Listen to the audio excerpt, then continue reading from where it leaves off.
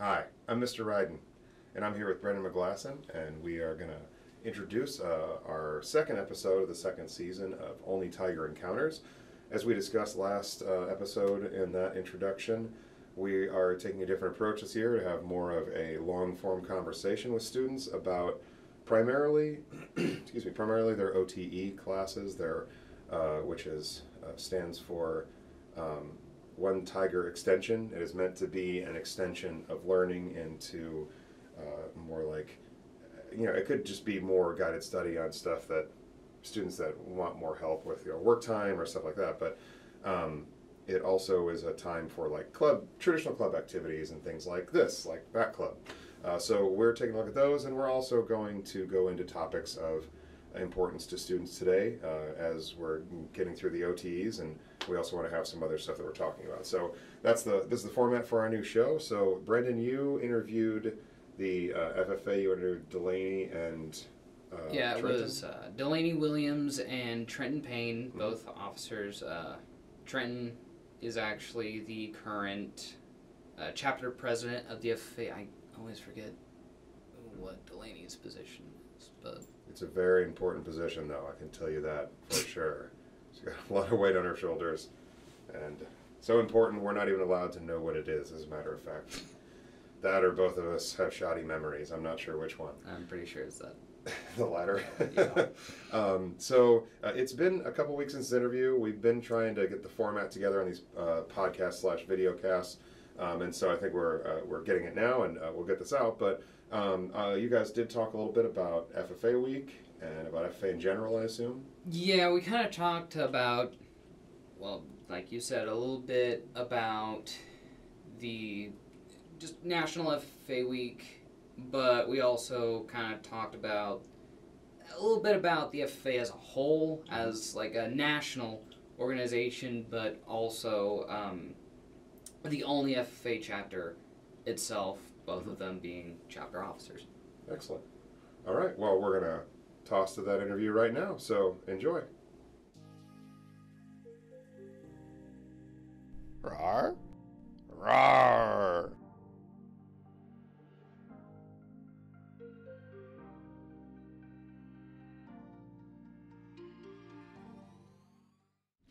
Hi, I'm Brendon McGlasson, here with Trenton Payne. and Delaney Williams. they're going to tell us a little bit about FFA week and probably just a bit about the FFA in general. So tell us a little bit about FFA week. So FFA Week is an annual thing. It's held every February, and it's really just to kind of celebrate FFA and to kind of promote FFA, and we use it as a time to kind of host a lot of events and get the chapter really involved and do a bunch of fun stuff. Yeah, it's not even just the chapter itself. A Yeah. national thing. Yep, National FFA Week. Yeah, and not just FFA students Mm-hmm. as well. I mean, isn't it? Yeah, like we try to make all our events for the entire high school student body, just so we can get more people engaged and maybe recruit some people for FFA if maybe they haven't joined, but they see FFA week and maybe they use it as an opportunity to join. We definitely push non-FFA members to come to our events this weekend, see how fun it is, and hopefully they enjoy it. Mm-hmm. Yeah, it definitely can be pretty fun if you go to the right events or even competitions. Mm-hmm. Like that. So how long has the FFA been hosting FFA week? That is a good question. I couldn't even tell you. FFA's been a thing in Illinois since 1929. Nationally, it's been since 1928. When they started FFA week, I'm not 100% sure. I can imagine it's been at least like in the 1900s. Mm-hmm. No doubt. I would say within probably the first few years of, they probably started it, got it going, and then I'm assuming that's when they started. I'm not really for sure.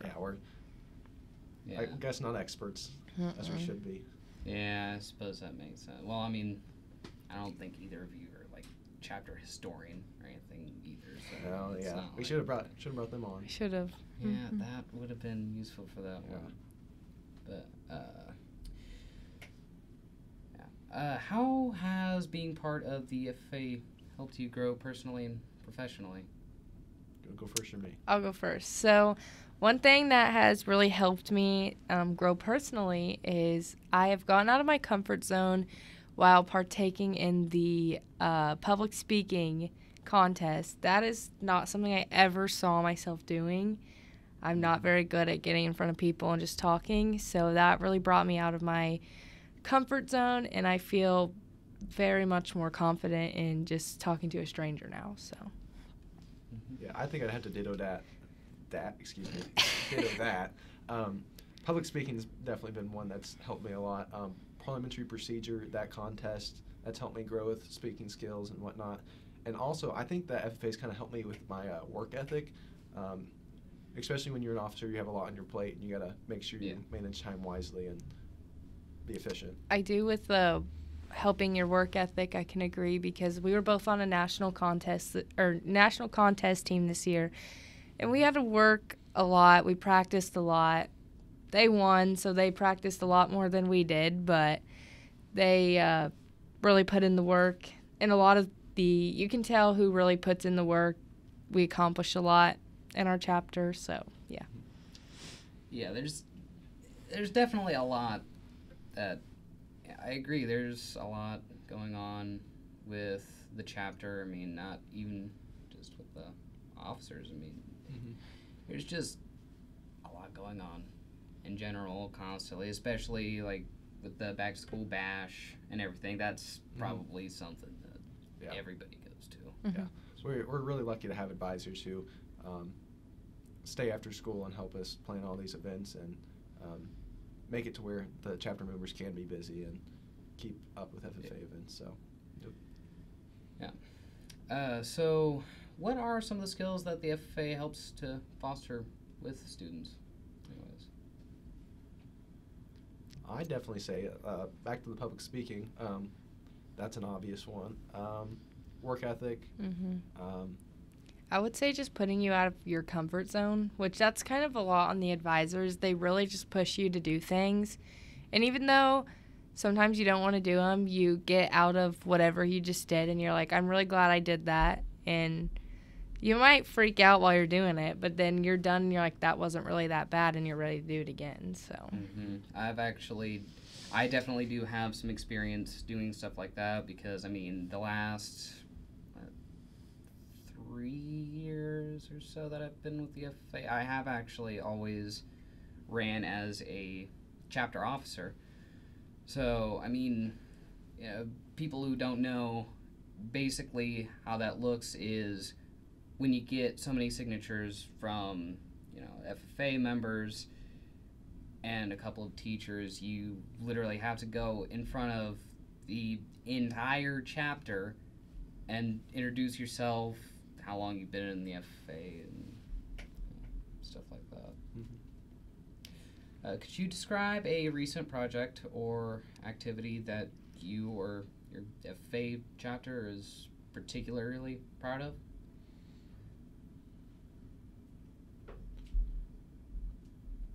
I'd say one that I'm proud of and one that I kind of enjoy is the Adopt a Highway program that we do. So I want to become an environmental engineer when I grow up, and so kind of doing that environmental work, helping out with cleaning the roadways, it's kind of impactful for me, and we do it every year, and I think it's a great way to help serve the community. Yeah. I would say one thing would be around Christmas time every year we adopt a family in our town, and we go shopping for them, and we basically just get all the essentials that they need, and then they'll request some things. So going shopping for them and knowing that we're probably putting a smile on their face makes me feel very impactful. Who would actually end up being, pay for all of that, though? Like, would that be the chapter's money or the school's money? Or yeah, so our chapter has like a big fund together, and that's basically where pretty much all the stuff that we do comes out of. So yeah, is there anything that doesn't come out of that fund usually? I think the school pays for some stuff. We have generous alumni. They like to support us. So for conventions, trips, we sometimes get some alumni donations, but it's usually just the Olney FFA chapter's account. Yeah. Yeah, so how does the FFA complement your academic standing? Well, I would have to say that it's helped me out with my academics because it's taught me to be more responsible. Being an FFA officer has really taught me how important it is to keep everything in line, all of your stuff in line. So I would say that has helped me in and out of the classroom. Yeah, I definitely say it helps with the work ethic. Again, I'm going back to that, but when you have so much on your plate, you do need to prioritize your schooling and all of that, but it really just helps create a schedule and use your time efficiently.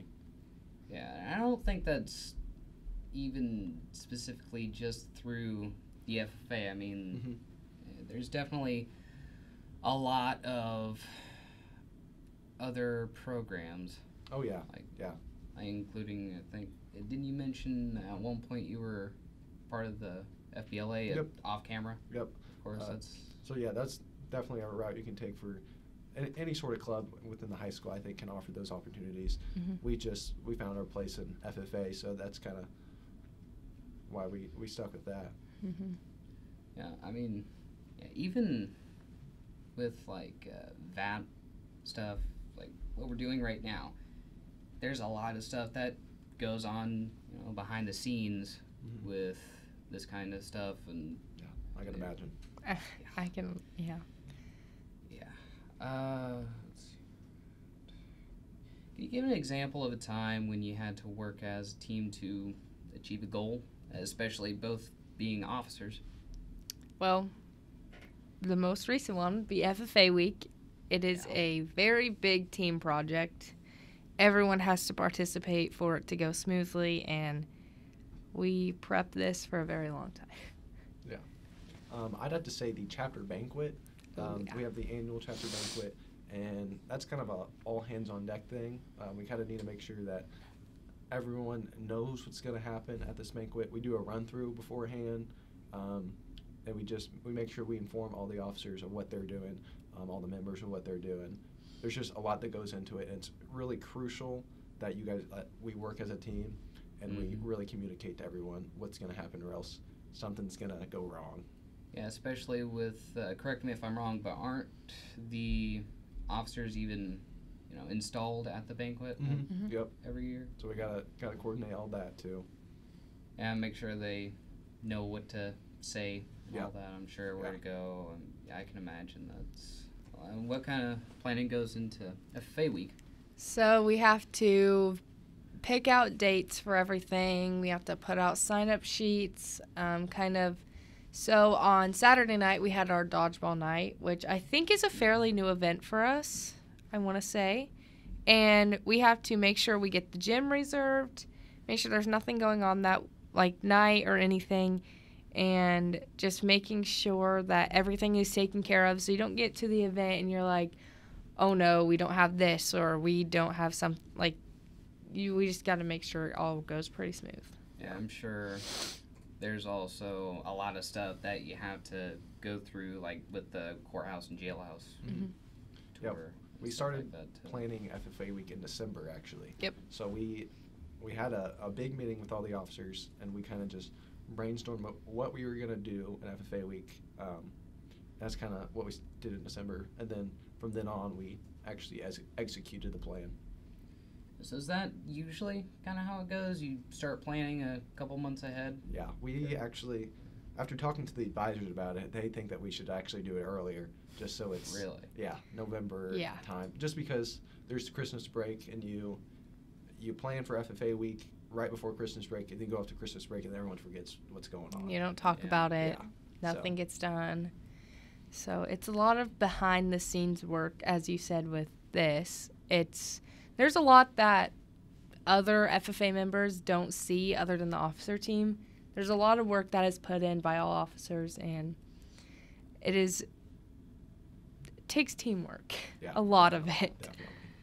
Yeah, is it always just the officers that kind of coordinate this? I mean, obviously the advisors as well, but are there even sometimes just, regular members that get involved? There is sometimes. So we have committees. We have 15 committees that we have, and each FFA member in Olney is on a committee. And so the chairpersons of those committees are an officer, and they typically meet with their committee every so often just to plan out their events. And so that's kind of where we get the chapter members' input, is at those committee meetings. And so that's their impact in the planning of FFA events. Yeah, does that ever really help, like, a lot getting just, regular members' input?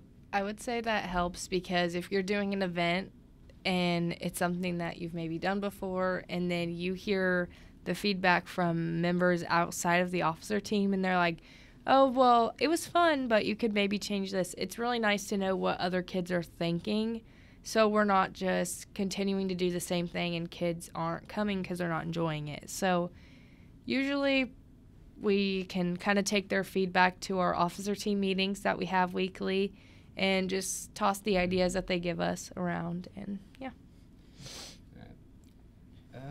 In what ways does the Olney FFA chapter usually contribute to the local community? I mean, obviously, Adopt a Highway that you've mentioned. Is there anything else? Well, this week, what we are doing for FFA week, my committee formed a new event. We're doing a can drive, and we're kind of doing a twist with it. We're having juniors and freshmen and sophomores and seniors compete against each other. And once we have all of those cans gathered, we will take them to a local food bank or something and drop those off.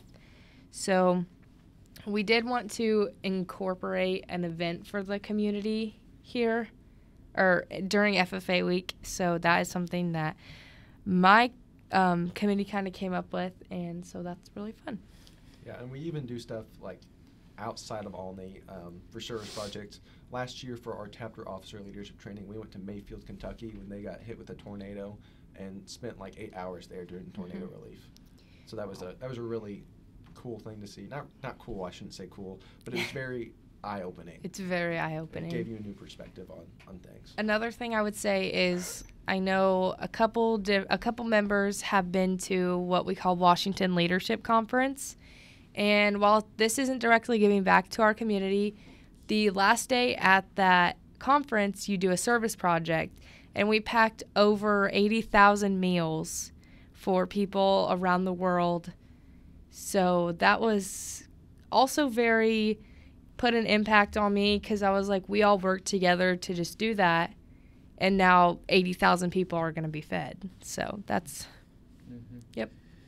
So there's definitely a lot of stuff that you do for the community, but is there ever a lot that you do with the community that they actually get involved with?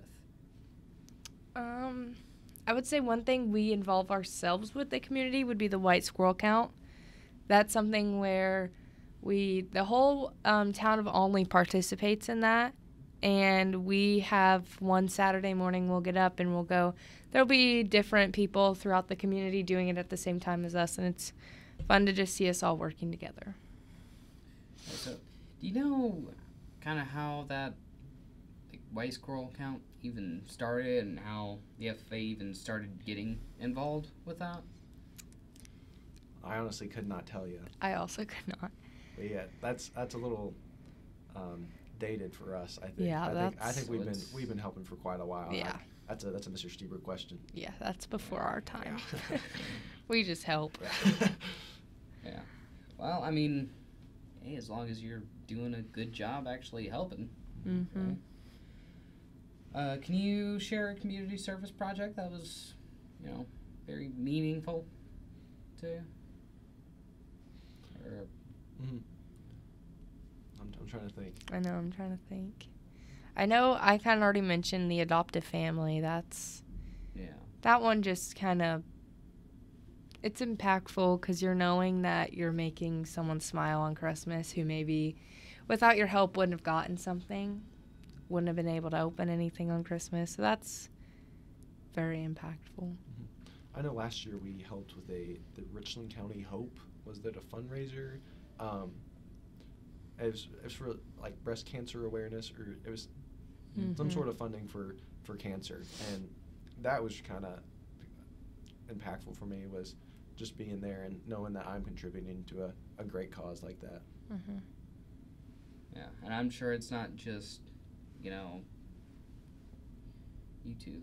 Yeah. Or just Oh. officer Oh, no, team. yeah. in It is the general. whole It officer takes team. everybody, It's yeah. all of us. And I'm sure, you know, members, probably not just the FFA either. I mean, I'm sure a lot of people. You know, those big events like that, you need manpower. So Mhm. Yeah. It takes a lot. I am sure.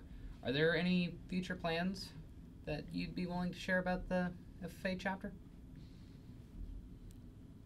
Oh, one thing that's coming up is we were given a very generous donation to send some of our kids on a leadership trip over spring break.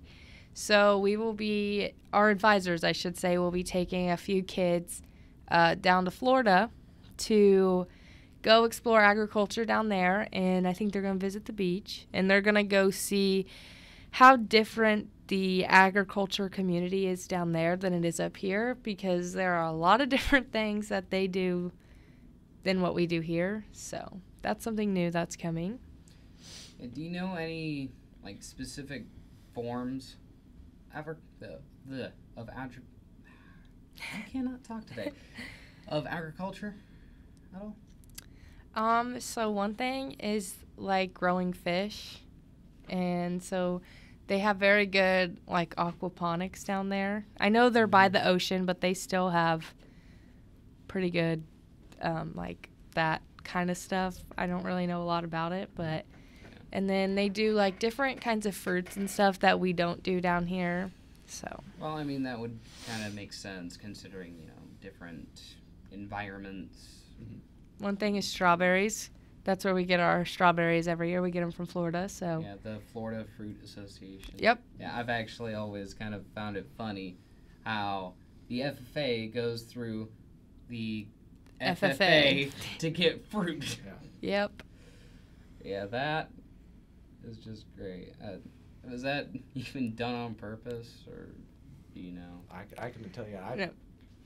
Go ahead. That's another one that's before our time. I think we've been getting it from there forever. Just basically always got it from there, huh? FFA's everywhere. Yeah, even in completely different abbreviations. Yep. Apparently. How do you think the FFA changes the perception of agriculture among youth today? That's a loaded question. I think it goes in very many different ways. I think young students don't, or even just young people, don't really understand the work that goes into agriculture, how much the world is impacted by agriculture.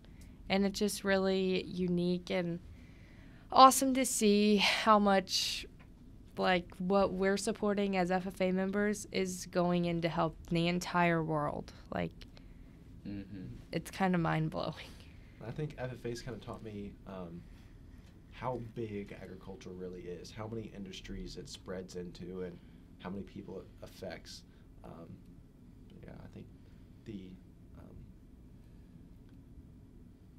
globalness that's not a word, but the globalness of FFA.